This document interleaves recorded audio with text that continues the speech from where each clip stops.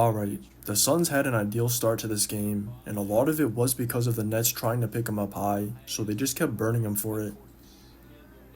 If it wasn't a blow-by for a quick bucket, it was just the big three constantly putting two on the ball to create an advantage, and that was opening up their entire offense, so they got to establish a rhythm quick. The one thing I still don't understand is how teams haven't figured out that the big three only set screens for a slip, and that's just getting them easy looks damn near every time they do it.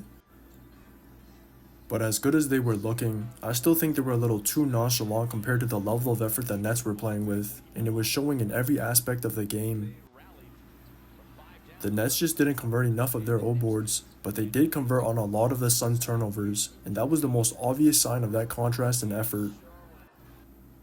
That was killing the Suns throughout the entire first half, and they just couldn't contain the ball at all, especially on those curls, so Tyrese was making them pay every time they helped off him.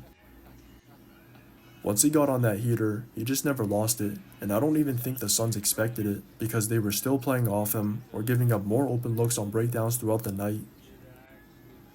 But as unexpected as his performance was, it was even more unexpected to see how well Ben played, and this might have been his best performance in a long time. He was always in position for feeds inside, or constantly pushing pace, and all of those things combined just amplified in the third for him to break the game open. Their ball pressure finally started to pay off because the Suns' offense got stickier and their turnover issues just got even worse, so that was leading to constant pace for him to establish a rhythm. Now Dennis joins the party, and that 17-3 run to start the quarter shifted the entire momentum in their favor, so they got control of the game quick.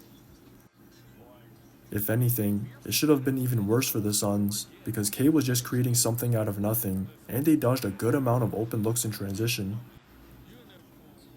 At least they matched the Nets' pace in the fourth to try to run it back, but it was just a little too late at that point, because they had to course correct in the third, not when they're down 18 in that quarter, so it was basically just an exchange of buckets throughout, and the Nets just maintained their lead till the end.